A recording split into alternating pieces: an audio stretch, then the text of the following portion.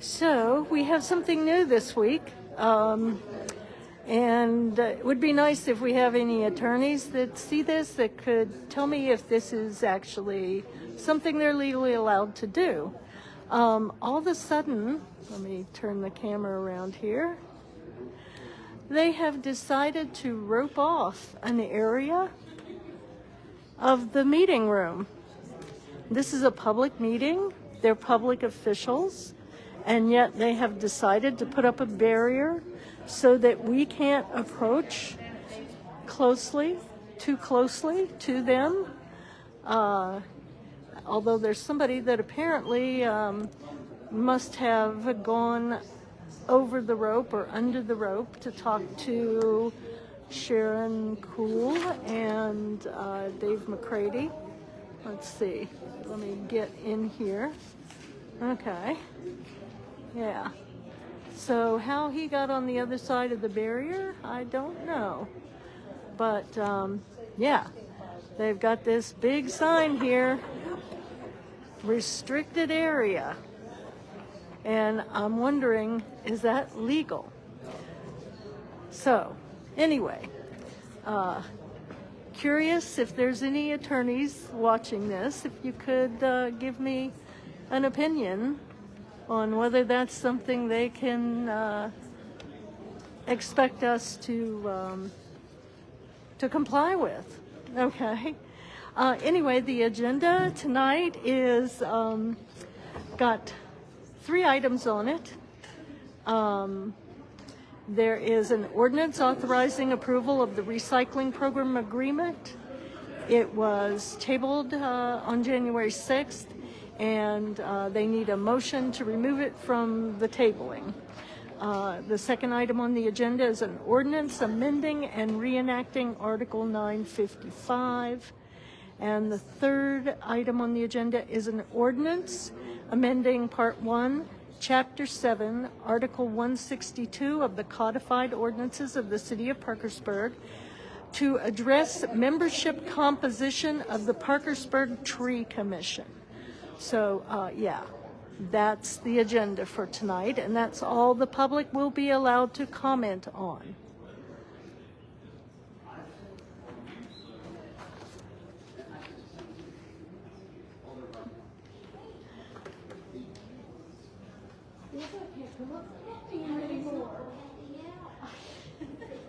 This is ridiculous, and I'm wondering about the legality, because it's a public space and a public meeting. So are they allowed to restrict arbitrarily? I don't know. And you'll have to come over here to get right. Well, we'll find out, I guess. They'll find out. When we find out.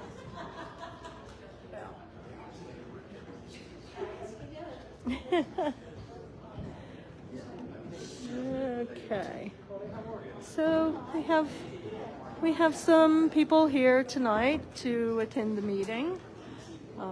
We have our usual suspects up there coming in, and then we have people in the audience. So, yeah. We have a few sign-ups to speak in the public forum tonight.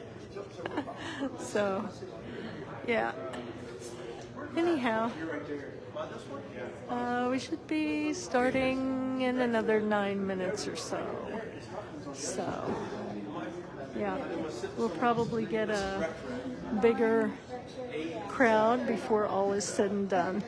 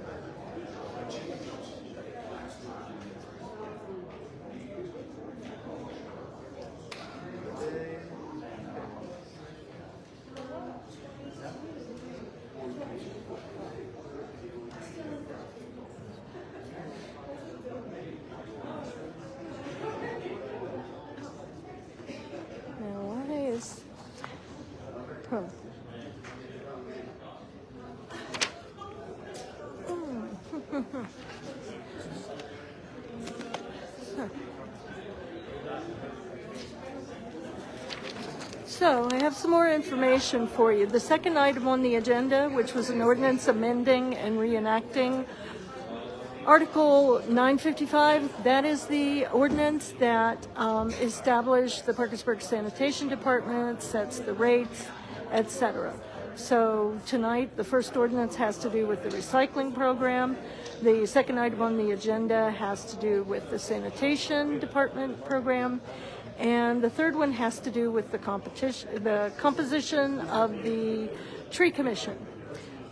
So that's the agenda tonight.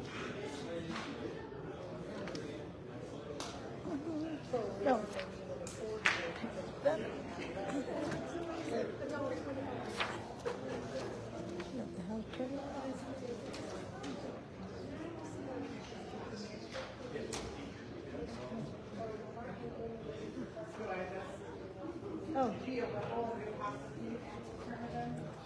Oh, they have the basketball. Yeah, they don't want us to get too close.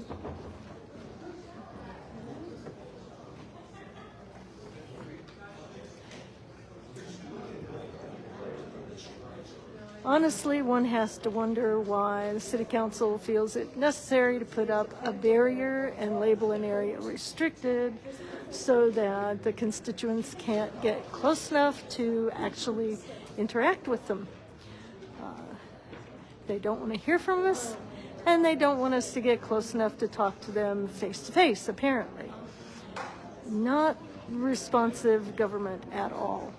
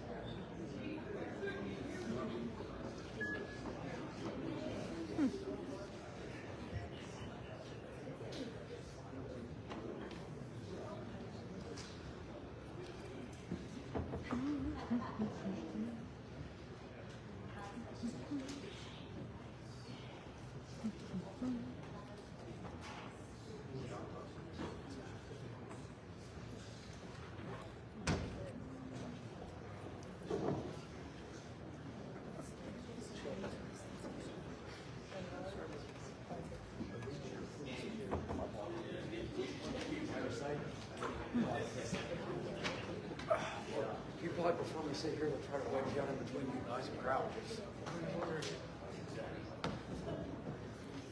Parkersburg City Council members apparently do not want the public getting too close to them, period. They not only don't want to hear from us in public forum other than the items on the agenda, comma, they have made it impossible for us to have a face-to-face conversation unless we want to yell across the barrier.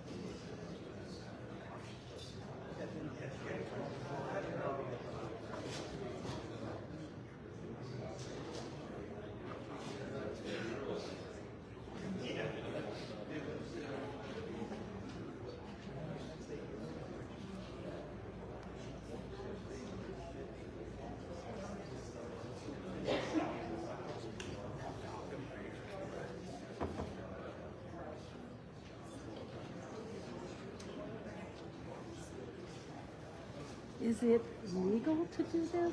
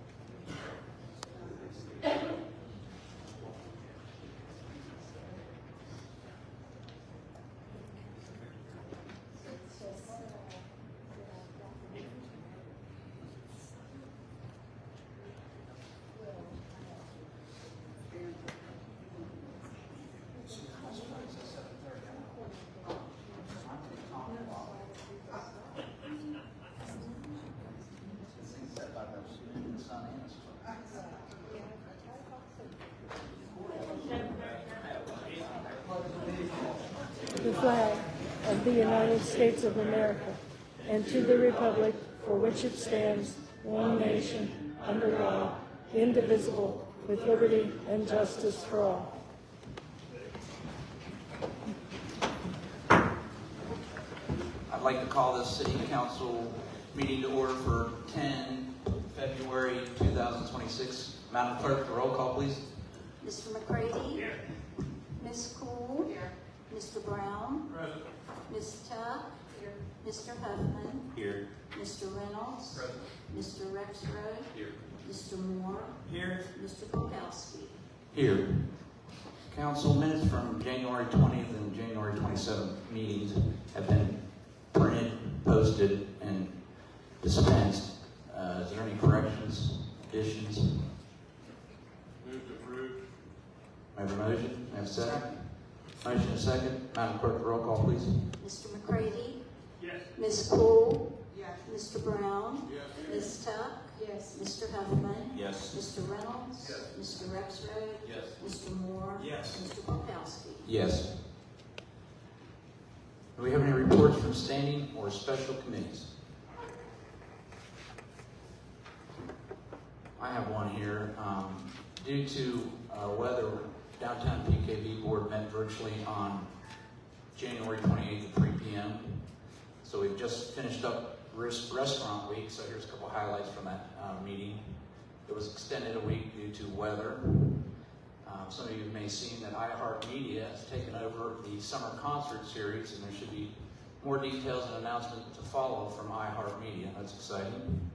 The steering committee for the America's 250 celebration has been meeting.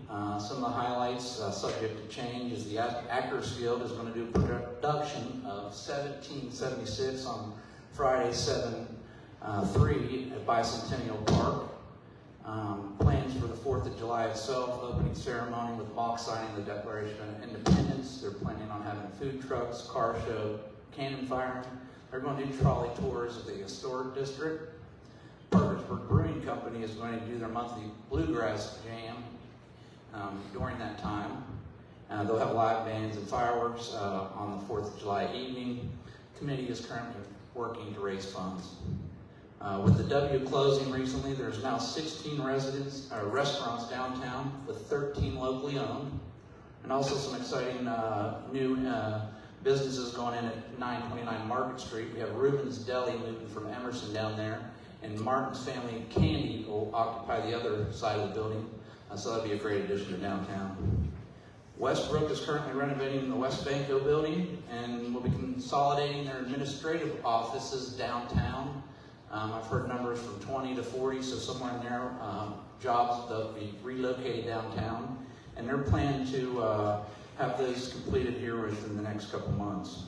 Construction has begun on the Wood County Development Authority and downtown PKB joint offices. Those are going to be at the old Vision Care facility, old Civil War Hospital. They're projected 40 weeks of construction. Planned movement date will be October of 2026. Their Wayfair committee is met and they're working on exploring signage downtown that may be outdated and need moved or improved. Discovery World Theater is now open.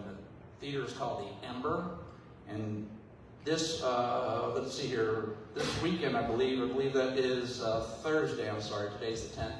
So Thursday, February 12th, they're going to have a community and ribbon cutting from 5 to 7 p.m. Taste of Parkersburg this year will be May 9th, 6 to 11 p.m. And one piece of news to pass along is John Nicholson, a longtime board member. He preceded downtown PKB as a Rediscover Parkersburg board member, and he was trying to readjust his schedule, and he announced his resignation. So we'd just like to thank him for his decades of service to our community. And that's all I got. Hearing no other reports, we'll move on to public forum. Our public forum will be 40 minutes in length, 4 minutes for each speaker. Madam Clerk, do we have anybody signed up tonight? Yes, sir, about half a dozen.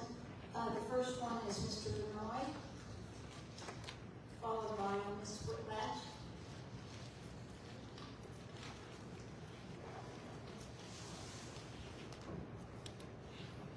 Good evening. How's everybody this evening? I'm here tonight to speak to council.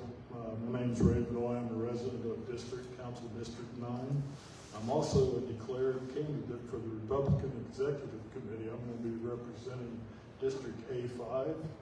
I've stood at this podium many times, and tonight I ask to you, not just as a taxpayer, but through the lens of my 40-year career in nuclear oversight. In my industry, there was no such thing as a minor procedural shortcut. And the process is, if the process is flawed, the outcome is invalid. It cost a lot of people's lives if I made a mistake.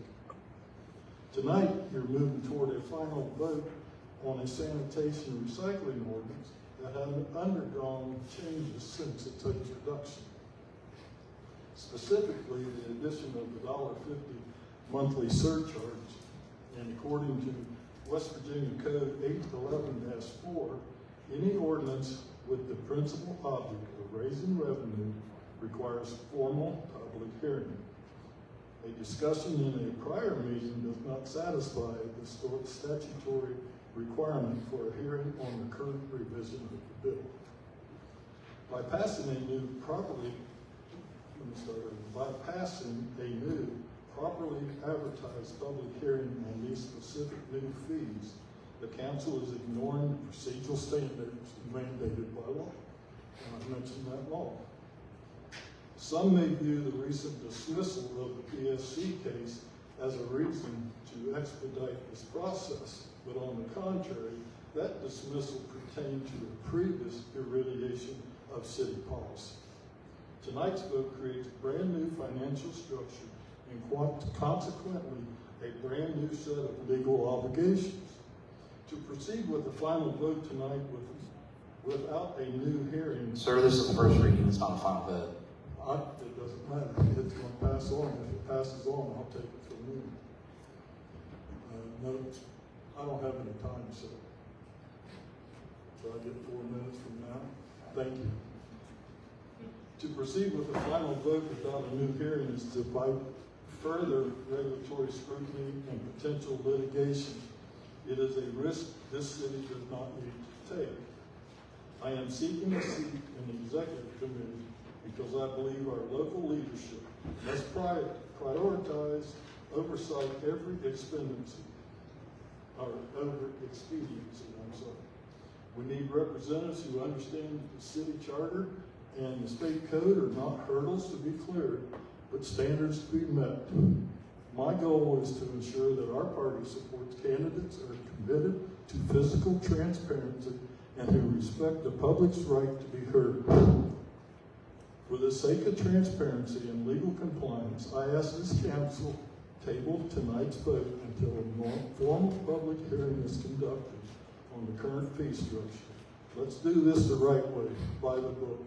Thank you. Thank you. Next, we have Ms. Whitlatch.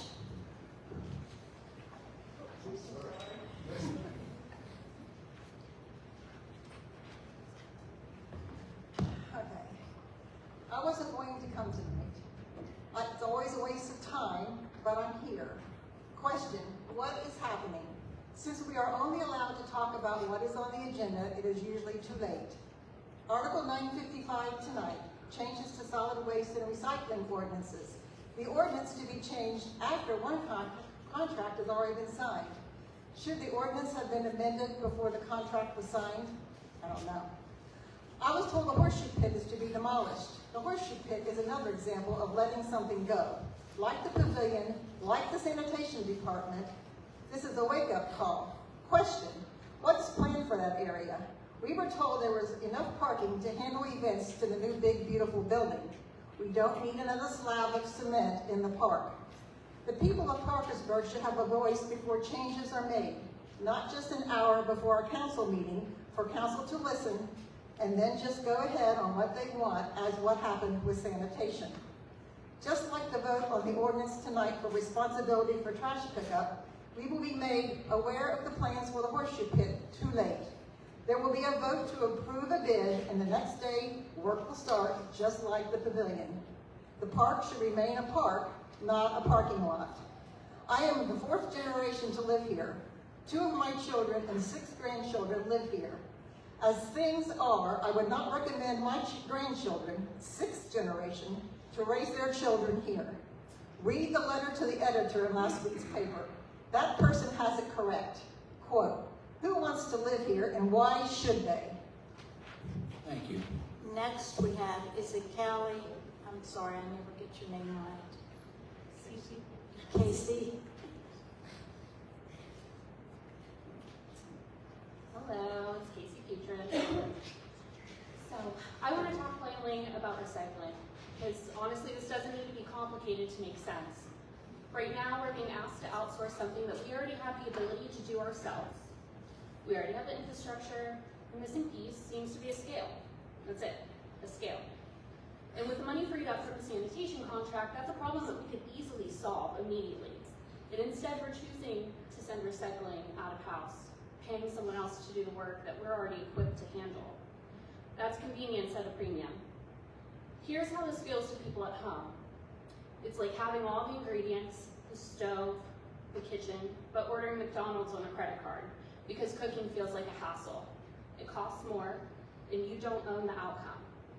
A scale is a one-time investment. Outsourcing is a long-term bill with interest. And it doesn't stop there. With a scale in place, we wouldn't just keep recycling local, but we could generate revenue by charging surrounding municipalities to drop their recycling here. That's not hypothetical. That's how public infrastructure is supposed to work. It serves our residents first and strengthens our city second. This isn't a capacity problem, it's a decision problem. When we outsource, we lose control, we lose transparency, and eventually we lose leverage. As I said to this council before, the risk stays public and the profit goes private. And that's a pattern people are tired of seeing. Good stewardship means using what we already own before signing another long-term check. A check that we'll be writing long after the mayor's term is over. It means not asking just what's easiest tonight, but what costs our residents more 5 and 10 years down the road. We have the tools, we have the opportunity. All we need is the will to choose local control over outsourced convenience. Thank you. Thank you. Next, we have Elisha Siebold, Abbey Village. I was not even going to come up and speak, but I just felt like this really strong desire to just speak on something. And you guys might even cut me off, so we'll see where this goes. I want to speak on a pattern. When large numbers of your constituents are continuously showing up and speak clearly and express overwhelming opposition or concern that it should matter. The public input should not feel symbolic. So we totally removed public forum. We have to speak along agenda items. And I just don't feel that that's systematically okay. You know, we come up here and we speak and we're, you know, always at risk of being cut off because we don't know, like if something's going to get misconstrued or something just doesn't want hurt. And I'm not just speaking for myself, I'm speaking for everybody, a lot of people in the community, a lot. I can't say everybody.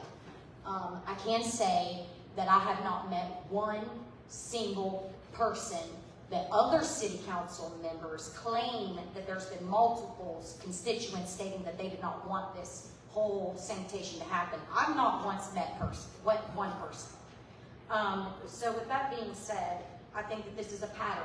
This happens to be, I totaled it up, the seventh thing that the community has obviously been against, and nobody wants to listen.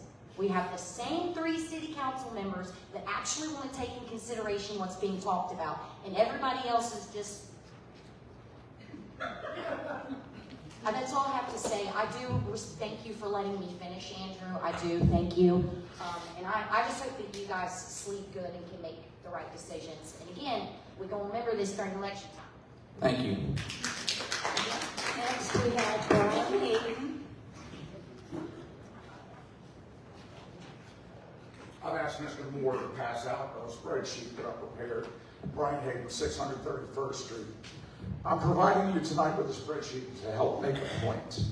Changes to Article 955 in regards to billing for recycling is destined to fail. On many different levels, it's destined to fail. The structure of the billing is designed to overcharge the people of Parkersburg by tens of thousands of dollars up until the point where we start to lose money.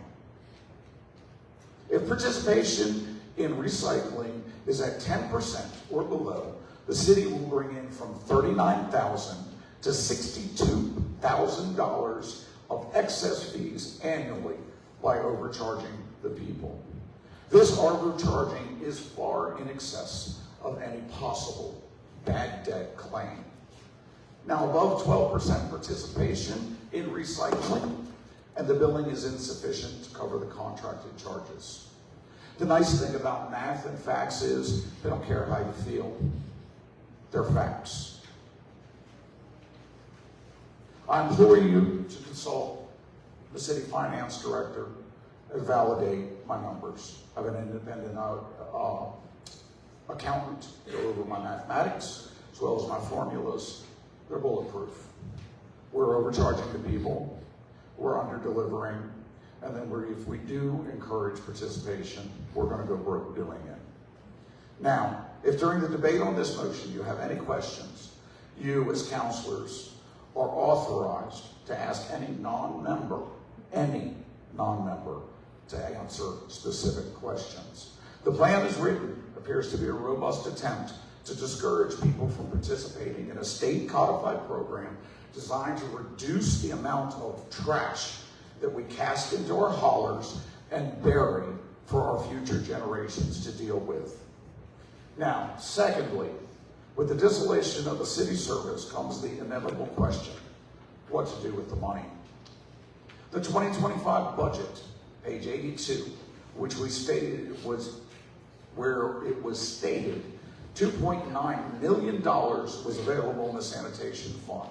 12,000 residences at $22 a month have continued to contribute since the beginning of the fiscal year. Staffing levels have been far below budget, and it is not known what of these millions of dollars remain. Here in this chamber, the finance director stated that the sanitation fund was solvent. This indicates that there was not a fiduciary failure that drove us to contracting out an essential service. The monies will now be unencumbered. These were fees for future services. They were not taxes. Will the city refund to the people who paid these fees? Or will it be as when we sold the bridge? It'll become another park legacy or vanity project.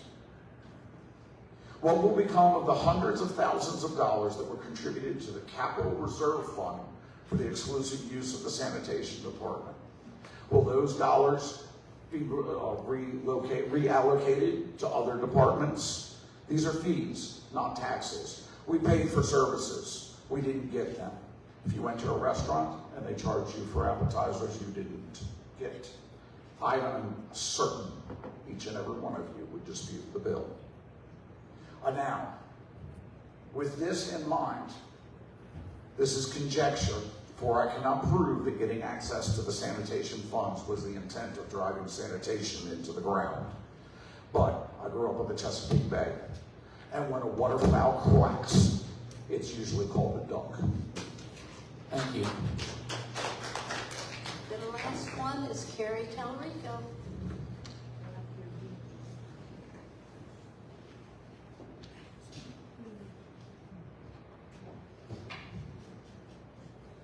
Hi, Carrie Talarico, District 2. I wanted to talk to you a little bit about the recycling. Just like I said with the sanitation, I feel if you're going to have any kind of input, any kind of control, then we need to invest in our people and we need to just run it. If we're going to outsource, then you need to get your hands out of it so that we can have our own choices. Now, I believe investing in our people, investing in our recycling program is worth it. Save the guys that we have left. So I'll just run you through a real quick option. $5 per household, Parkersburg household. Parkersburg residents can get a tag or identifier. That would be $720,000 annual. We learned that the MRF was over $500,000, well over $500,000 to run. You could do business subscriptions for $20 a month. I'm just giving examples to drop off. And out of the 4,000 businesses in Wood County, if 200 signed up, that would be an extra $48,000 per year. Also, if a city needed a place to bring their recycling, example Vienna, if they charged $1 or $2 per unit, whatever it is, as a disposal fee, drop-off fee, sorting fee, whatever you want to label it, that could be a possible $60,000 to $120,000 per year from neighboring cities that utilized and would probably like to utilize our recycling facility. Also, if they didn't do it, it's less to sort, so it's really not that big of a loss. My point is there's ways that we should be investing in what we already have here. If we're not going to use it, then it needs to be people's choice, and we need to just not have our hands on it. Thank you. Thank you. Anybody else, Madam Clerk? That's the last one, sir. Okay, message from the executive. Yeah, I got a couple of things here. First of all, and I'll ask Mr. Myers to weigh in on this, but I've been involved with city government as a councilor and mayor for 16 years, I guess. And with regards to public hearings and rate adjustments or rate making authority rate ordinances, those public hearings have traditionally been done in conjunction with the second reading. Is that my understanding, Mr. Meyer? Yes. And you're confident that that meets the statutory requirement? The ordinance relating to the contract does not have a statutory requirement for a public hearing. The ordinance dealing with 955 does involve a rate change, and that does require a public hearing. The public hearing is always noticed for the final adoption, not the first reading. And that will be done before the February or the 26th, or no, 24th. Thank you. Mr. Giles, have you had a chance to look at this spreadsheet? I assume this is a document that was emailed that I didn't open because I don't do Google Docs. Have you seen this? You worked with Mr. Bukowski with regards to the rate structure to satisfy the 900 minimums. Could you give a little synopsis or a breakdown of, I mean, I remember Mr. Burkowski being very clear at the meeting, I think it was on Monday, I can't remember, but when we talked about recycling. And, I mean, this is, I checked the math out, but we've been very clear all along, at least I recall Mr. Burkowski stating that once we reached a certain number of participants, subscribers, that there would have to be rate adjustments. Can you talk a little bit about your figures on that? Yeah, so the rate structure in these ordinances is $1.50 per household, okay? And that's what we'll call a surcharge. And that is expected to net approximately $200,000 in realized revenue. Then the per subscriber fee is $3 per subscription. Now, that is projected to net nearly $45,000 in realized revenue.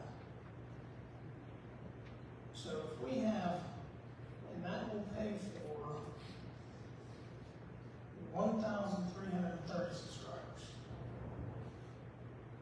Now that's an estimate, you know, it'll take a little bit of time to build that subscriber base up.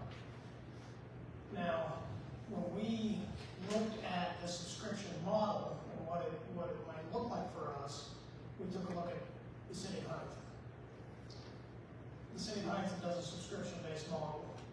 Now, their current rate, I think, is somewhere around, $11 per month. And at $11 per month, they have 1,350-ish subscribers. Now, their population is 1/3 larger than ours. And so, we modeled our subscription estimate at similar number, 1,330, given that our model is much more affordable for people who choose to recycle. Now, if we had fewer than 1,330 subscribers, then there would be a surplus, which is 100% governed by City Council. City Council decides what to do with that. Not the City Administration, City Council votes on how that surplus will be handled. Whether that's through, some form of credit or some form of reserve for future rate adjustments or anything like that. That's 100% of the City Council. If the subscriber base goes above 1,330, then we would have to look at what the rate we're charging. Now, we do an evaluation on all rates annually. So that's nothing any different than what we do now for every rate that we charge for anything. And then, so annually, that's looked at. Where are we at? What do we need to do? But the idea here is that this rate structure makes it more economically advantageous for people to sign up for recycling than it would be to get an extra trash can and send stuff to the landfill. So it'd be cheaper to recycle than it would be to throw more stuff away. And so that is the incentive that we're hoping we can incentivize residents to recycle over throw stuff away at the landfill. Thank you, Eric. I want to, a couple of points to the ordinance. There was comments made that what to do with the money that's in the sanitation fund. Now, these are fees that have been paid for lackluster service for at least most of the last calendar year. I think it has gotten a little better, but folks, I think we made it very clear that our intent was to credit, and I think we landed on 2 months for those folks who were current with regards to that. Isn't that what you kind of estimated would be in reserve? Yeah, that would be. Now we have not, and I know Blaine and I have discussed this, we're not 100% sure how that's going to look with council, but at some point, City Council will likely vote on a budget resolution or some kind of enabling piece of legislation, be it a resolution or I don't know if it had to be an ordinance. That's quite frankly what we pay Blaine to figure out to make that credit happen. So this any statements that this is a grab for the sanitation, I mean, we talked about that first on January 6th. I mean, that was very close. So I want to talk a minute for a moment about one last thing. So Eric, comment. If there's a surplus, just like any other surplus, mid-year surplus, year-end surplus, the 9 of you govern over where that money is appropriated.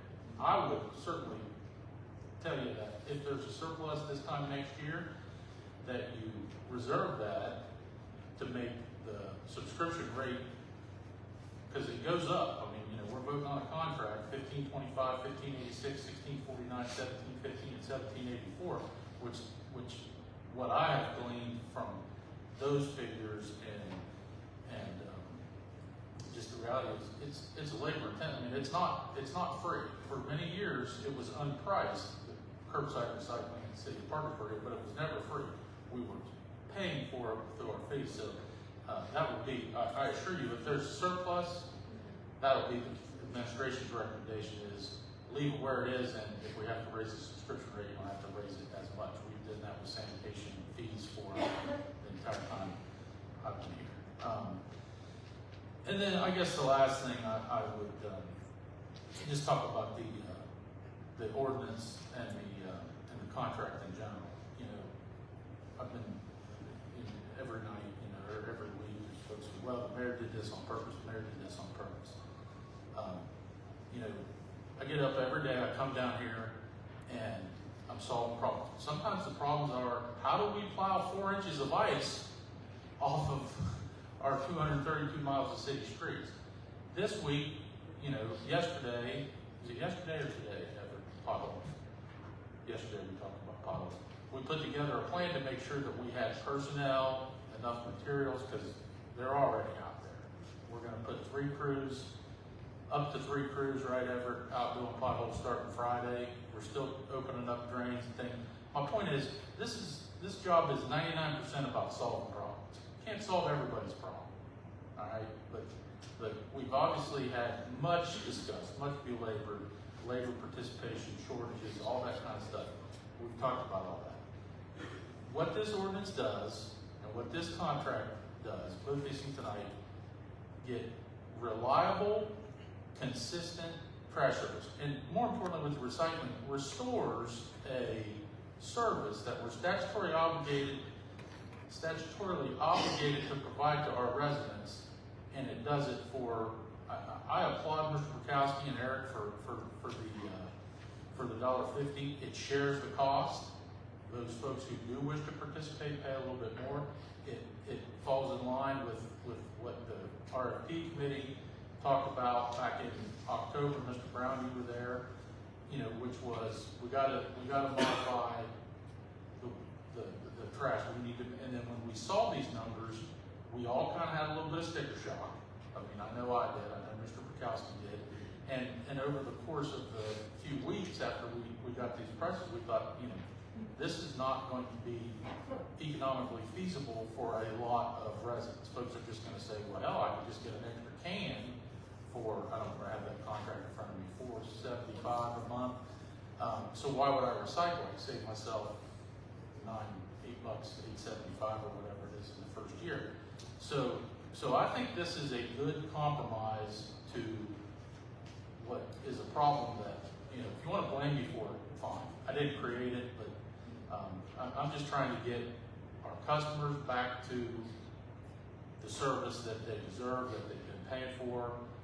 And then the last thing I'll say, you know, I'm not categorically opposed by any means to go out and get your own trash service, but that doesn't, the piece of this, solid waste in particular, that we got to lose sight of, can't lose sight of, is we have anywhere from 1,000 people in any given month to 1,200 that don't pay their bills.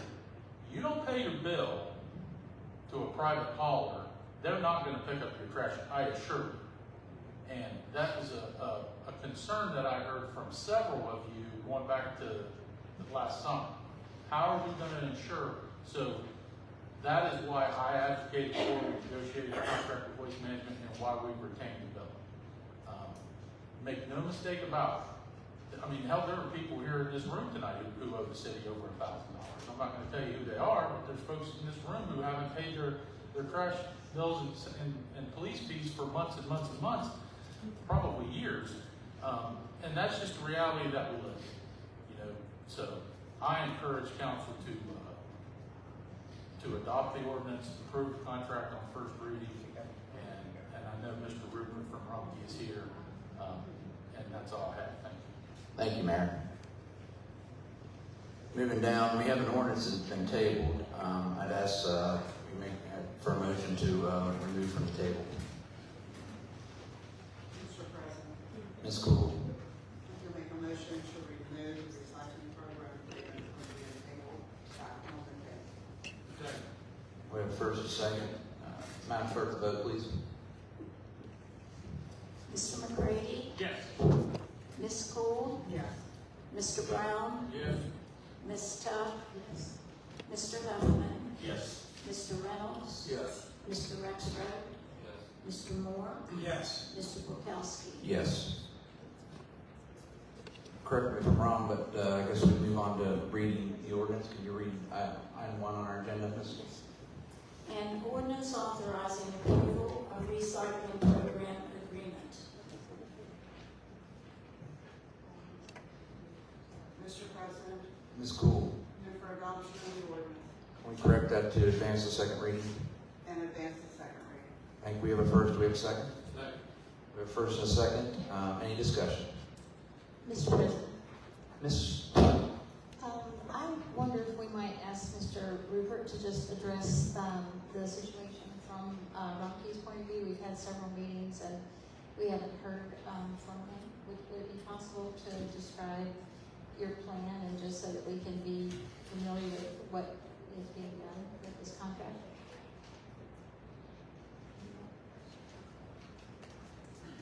You want to ask some questions? Is that what you'd like to do? I would just like to hear from, we just haven't had a chance to hear from you yet, so I would really appreciate just your description of your services and how that would work for the city of Parkersburg.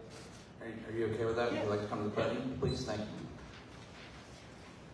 Thank you. What all questions do you have? I mean, you want to talk, I mean, from a summary on how we implement it to first day pickup or?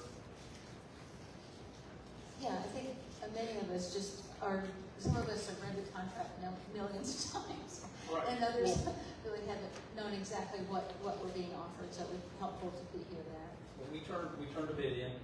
Well, first off, my name's Nick Rupert, Rumpke Waste and Recycling, 1265 East Canal Street, Nelsonville, Ohio. We turned in a bid for site recycling for the city of Parkersburg. It involves a 95-gallon cart serviced every other week. Now, how do we get off that piece of it? And what we do is work with Mayor, Perry, Council on, we need to do a marketing type program on that through social media, city's website, and say, okay, we're going to do 60 days or 90 days of, hey, look, we need you to sign up. We have either, like when we did Huntington, West Virginia, we had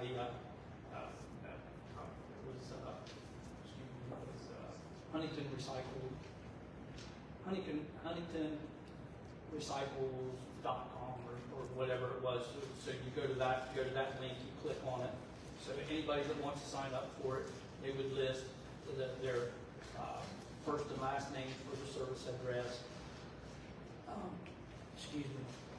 service address, and then you would need to list your billing address and the number of cans that you would want for that on there. So, and the reason why you want to do that is so you're not coming over for, you're trying to deliver all these carts at one time instead of that. And then also you're able to build a list of. We also request an email address and a phone number on that as well. So if something changes with the recycling and we add a product to that list, we can do a mass email, so everybody gets it immediately. One of the other things with that being said, I'm talking about acceptable items. I've heard that Rumpke has, we have a wide array of materials on there: cardboard, newspaper, magazines, junk mail, wire-bound notebooks, envelopes in the plastic window on them, aluminum cans, steel food cans, septic containers. The septic containers are like your milk cartons or your orange juice. You'll see them in the gallon type deals like that. And then we get into the plastics, glass bottles and jars of all colors on that. And it's just glass bottles and jars. It's not like your window glass or your dishes and pans and things of that nature on there. But then you get into the plastics, and we take plastic bottles where the opening is smaller than the base, like Mountain Dew, Pepsi, Tide detergent bottles, that type of plastic bottles. We also do butter tubs, yogurt containers, the plastic cups like you get from Starbucks, McDonald's on there. And then we take all this material, we want it loose. We do not want bags. Bags are the no-no on that, and that'll be on, we have a frequently asked question about how to prepare it, because it needs to be prepared properly on that. We don't want bags, we don't want trash in there. It's a predominant, it's a dark green recycling container, has Rumpke recycling on the side of it. You throw all your materials into that loose, driver will come by, you'll flip the lid up, and he'll start to empty it. If he notices that there's trash in there, he's not going to sort it at the curb. All that does is just enable a resident to do it. He's going to tag it, he's going to put a tag on it, he's going to note it on his route sheet that, hey, this is the, there's check boxes on it that there is on there. So that, what that does is that lets the resident know that, hey, our driver was there, but these materials are unacceptable on that, and then he will go on that. We cannot take trash that's in his recycling carts. And then we will take that material and then it'll make its way to Columbus, and we'll process it. You guys are more than welcome on there. Anybody that wants to tour our facility, it's an open book. It's at 1190 Jacobs Road in Columbus, Ohio. It is actually, it opened in June or July of 2025. It is the largest materials recovery facility in North America. It's technologically advanced. I encourage you guys to come up and take a look at it. It's something you would see on Modern Marvels and on TV. It is impressive for that. But then going back to the sign up, I got a little off track with it, but there is a lot to this. Going back to the sign up, we would have all of that information, supply that to the city on a monthly basis of who is signed up for that program, and we'll be here every other week, and then we'll also be sending out flyers. That's one of the important things on the email address on there, is because it's like, okay, once we get an idea of how many people are in here, we can break this down into routes. We can split the town in half. Which way would we split it on there? And we would say, hey, you're here, we'll provide you with off the get-go, probably only a 3-month calendar, because you want to get it back out again.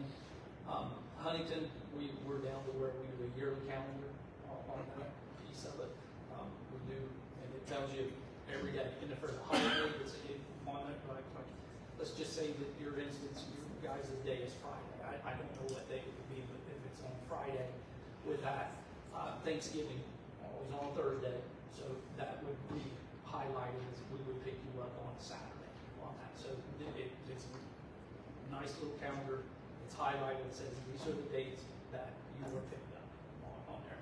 And then if there's any changes, like I say, if Rumpke decides they find a market for another type of material that can be taken into the recycling stream, then we'll send out a mass email on that, not only getting a hold of the city, going, hey, look, here it is, but these are the types of material, the extra material that we can take. You place it in your cart, and we come by every other week and get it.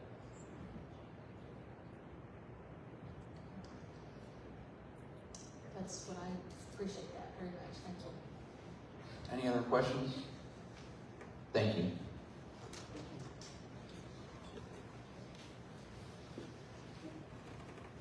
We have a motion, a second, any other discussion?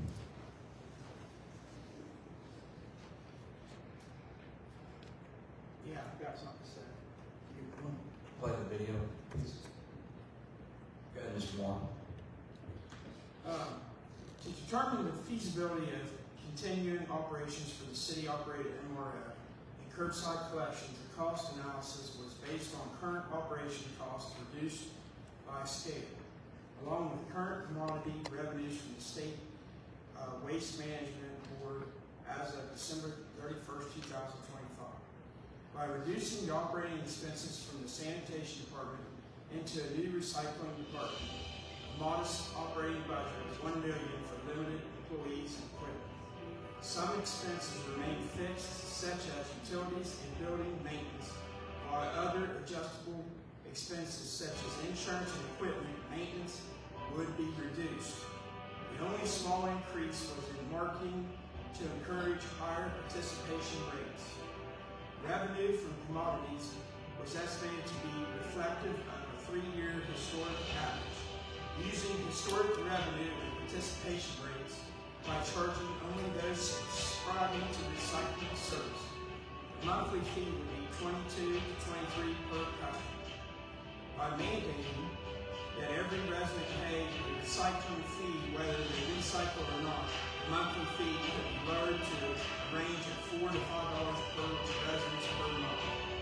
Both result in a higher monthly fee as opposed to utilizing contract labor with the industry leader providing the service in a much more efficient and improved manner. There is no fair method to continue the processing of materials for county-wide non-residents at the expense of Parkersburg residents and taxpayers. The proposed contract with the company revised rate ordinance will provide those residents who wish to participate in recycling to do so in compliance with the state law, environmentally conscious and with more fairness to all residents and rate payers. Thank you, Mr. Moore. We didn't hear a word.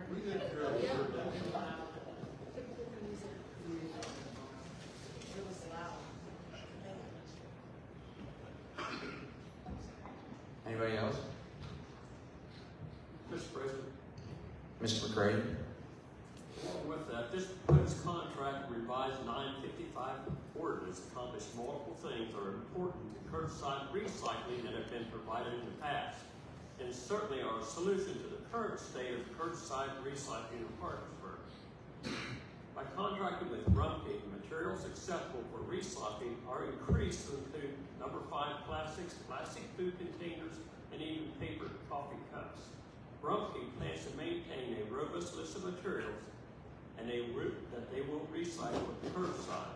Single-stream collection means no longer will residents have to sort their recycled materials into multiple containers.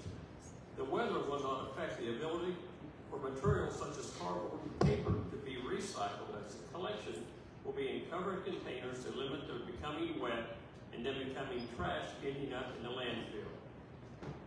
Recyclables processed by Rumpke are 98% recovered as they have advanced in their recycling model with the new multi-million-dollar recycling facility in Neighborhood, Ohio.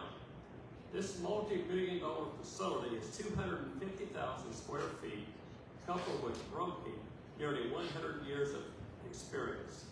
They're an industry leader in recycling and are positioned to make the products our customers intend to be recycled. This compromise rate ordinance allows customers to decide on their waste and recycling, consider their usage and financial impact, with consideration given of what is most suitable to their personal and household needs and conditions. Thank you, Ms. McCray. Mr. President, Ms. Cole? I have 2 questions that I said, so I want to ask the mayor. Tech people ask me, I know what it is, they want to hear it said publicly. The MRF is going to close. yes, we're required to provide curbside recycling. Yes, our intention is to close the MRF because you just saw a video of where our material is going to end up. Correct, Mr. Rupert? You guys didn't build that thing to take your recycling to your competitors, I assume. And you know, if that's been a county-wide facility for 40 years, 30 some odd years, used by the county. I think we've, everybody's heard me say the Solid Waste Authority has the authority to do so if they choose to do that, and that's another potential use for any surpluses. If council likes to do that, you can partner with them. I think you have a fiduciary duty to our resident customers. I love people in mineral wells as much as the next guy, but for many years, our customers have been subsidizing the countywide recycling program. So yes, the MRF would cease operations. I have one question for our city attorney, Mr. Myers. Mr. Myers, does this ordinance comply with the state law on curbside recycling? Well, I don't think so. The state law requires municipalities with more than 10,000 residents to have a recycling program. That's been in place for 30-some years. But it doesn't mandate how that's done. And I think the proposed contract, as described by Representative Marquis, Congress is picking up recyclable material, which frankly we haven't been able to do since around last May. So in my opinion, it does comply, yes. And number, as was mentioned, Huntington also does a subscription model, so not everybody does it the same way. But I'm confident that the contract complies with the intent of the statute. Thank you. I just want to read a statement that I wrote. This is not Parkersburg Recycling Center. It's a community recycling center. We do it for all of the county. But all of the county can bring everything down to the MRF. And we do that. We pay for it. Not them. City of Parkersburg. The citizens have been paying for that. The initial investment was provided by the Wood County Solid Waste Authority and accepts recycled products from residents throughout Wood County, including Vienna, Williamstown, North Hills, Parkersburg, and all unincorporated areas. I've been taking my recycling down there. You would not believe how many cars came from a Hive, which you, citizens of Parkersburg, have been paying. My understanding was this was not meant to be a commercial recycling center for commercial use by carriers or private businesses. The city of Parkersburg MRF processed all the recyclable products collected in Wood County for 33 years, beginning in 1994. This service included the processing of materials collected by private carriers who collected fees for the curbside service, but paid no fee for the processing, which has been 100% paid by the Parkersburg residents and taxpayers. No one else put any money into it. The administration ceased the free service to commercial waste haulers December of 2025. The administration has continued to process materials collected at the Community Recycling Center, primarily to serve the citizens of Parkersburg who had their curbside collections suspended in May of 2025 due to much discussed equipment issues, labor shortages, and staffing shortfalls. These materials continue to be processed at the expense of Parkersburg residents, not being charged a dime. The restoration of curbside recycling to our residents will satisfy our requirements and provide a much more robust and effective means of recycling for those who elect to participate at much more reasonable and affordable cost to the customer than initially proposed, but does require a modest cost be passed on to our customers to keep the program affordable and protect the city from potential financial obligations with without revenue to pay for these obligations.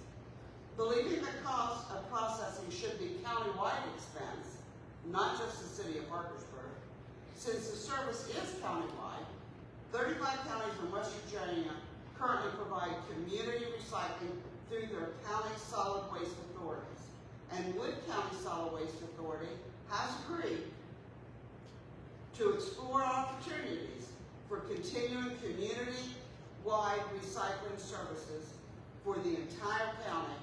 And Gabby came up with the yeah, we haven't heard of it. And has another meeting scheduled for later this month with the operators of the landfill to discuss for the future development of their own MRF or recycling transfer station. I want to just add one thing. When the private haulers brought their recycling products to our recycling center, we did not charge them. One of the biggest reasons we did not charge them, we did not have the equipment. You have to have, it's just like going and driving a tractor trailer rig down the highway and you have to go into the weigh station. We don't have the weight. We did not have the scales to properly weigh them to know how much they would want.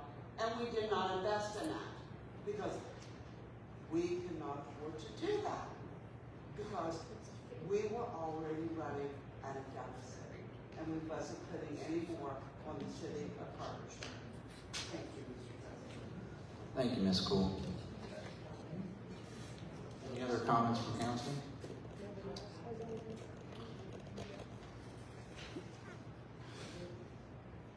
So, since I've been involved with this, I'd like to give a little bit of history on where we're at and how we got to this point. So, in October of this year, or last year actually, that's 2025, when the committee met to review the RFP responses, it became apparent that the city could save our customers some money if we were to separate the solid waste collection service from curbside recycling. Specifically, the administration determined that the current rate of $22 per month could be lowered immediately and our residents and customers could pay what is now proposed and passed in the ordinance to follow, $19.50 a month, for an industry leader to provide solid waste collection using the previously discussed and approved contracted labor model and contract. Now, with the proposed 2-month credit, that would actually, first year of this contract, would bring your fees for solid waste removal down to $16.25 for the first year of service. The part of the RFP solicited proposal and responses that received the most discussion was the contractor model and pricing, which mandated all customers pay for recycling at a cost of approximately $5 a month, even if a resident customer chose not to recycle. Many of us on the committee, myself included, felt this model and contract would result in a substantial amount of our residents' money being remitted to a contractor for a service that they did not use. Conservative estimates show potentially $500,000 a year, $500,000 a year, could have been collected and remitted to a contractor for a service not received. In researching additional options, it was discovered West Virginia allows a subscription-based service in which only those choosing to use the service are charged. Therefore, an additional RFP was advertised to see what options this would provide. Unfortunately, when we received, the mayor and council felt that the $15 rate was too high and would discourage our residents from curbside recycling as the cost when compared to purchasing a second cart from Waste Management, which was much less. I then met with the administration and finance department to discuss alternative ideas. In that meeting, we determined that the best compromise would be to require citywide participation at a very small rate of $1.50, with those choosing to recycle paying $3 more each month. Mr. Giles conferred with Rumpke that this approach would satisfy the current contract terms and that the contractor would bill the city. Therefore, we present the option this evening to council for their consideration. The RFP committee felt that this approach to recycling, coupled with how waste was collected in the past, that have become unsustainable in servicing our customers, and I believe this compromise affords our customers the opportunity to make decisions that are both responsible for the environment as well as appropriate for their own economic factors and situation, and ultimately the goal of reducing waste to the landfill. But most importantly, restores curbside service across both solid waste and recycling spectrum back to the residents that we are here to serve. So I believe this proposal, based on all circumstances, is fair and equitable to all parties involved. Rumpke, our contractor, those that do recycle, those that don't recycle, and the city of Parkersburg. So with that said, we've tabled this for a month. I've yet to hear an approach, a different approach, and if that's the case, it really comes down to one simple question. Are you for or against reestablishing curbside recycling? So I urge passage. Thank you. Any other questions or comments? Hearing none, Madam Clerk, vote please. Mr. McCready? Yes. Ms. Poole? Yes. Mr. Brown? Yes. Ms. Tuck? No. Mr. Huffman? Yes. Mr. Reynolds? Yes. Mr. Rexroad? No. Mr. Moore? Yes. Mr. Borkowski? Yes. Ordinance on first reading passes. Madam Clerk, item 2. An ordinance amending and reenacting Article 955.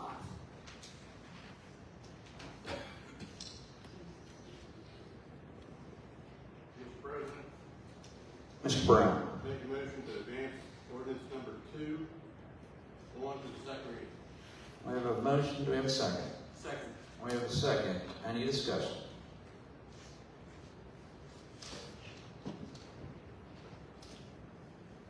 Hearing no discussion, Madam Clerk, vote please. Mr. McCready? Yes. Ms. Poole? Yes. Mr. Brown? Yes. Ms. Tuck? No. Mr. Huffman? Yes. Mr. Reynolds? Yes. Mr. Rexroad? Yes. Mr. Moore? Yes. Mr. Borkowski? Yes. Ordinance on first reading passes. Madam Clerk, item number 3, please. An ordinance amending Part 1, Chapter 7, Article 162 of the Codified Ordinances of the City of Parkersburg to address membership composition of the Parkersburg Tree Commission. Mr. President, Ms. Cool. move for adoption of the ordinance and move to second reading. Second. We have a first and a second. Any discussion? I have 2 questions Ms. Cool. for Mr. Barber. Mr. Barber, could you come up here, please?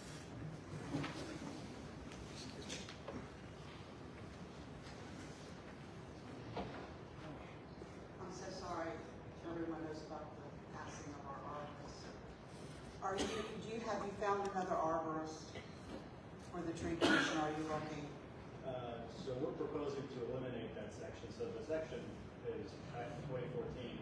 The tree commission has 8 seats. 4 are already accounted for. We have the city planner that has a seat, a city council representative, the city arborist, and the public works director. Since I've been with the city hasn't had a city designated arborist. So we're proposing to eliminate that section and free up the space for a 5th member at large. Thank you. Any other comments, questions, or discussion? Mr. President? Ms. Tuck. I am the council liaison on that committee. It's a very active committee. Everybody on it is very committed to Parkersburg being a tree city and Arbor Day and lots of different activities and planting trees. I think we have 39 trees planted for planned to plant this fall. And so I feel very supportive of this ordinance because I think we do need those other members of the community to fill that committee out. There's a significant amount of work that that committee does, and so I think it would benefit us to have the full body of that committee without the designating one to be the arborist. I think we wouldn't be opposed if we could find someone, but I think that to reserve the seat for somebody that we don't have right now kind of limits the work of that committee. Thank you, Ms. Tuck. Any other comments? Hearing none, Madam Clerk, vote please. Mr. McCready? Yes. Ms. Cool? Yes. Mr. Brown? Yes. Ms. Tuck? Yes. Mr. Huffman? Yes. Mr. Reynolds? Yes. Mr. Rexroad? Yes. Mr. Moore? Yes. Mr. Polkowski? Yes. Ordinance on first reading passes. Have a motion to adjourn. Move to adjourn. A second. Second. We're adjourned.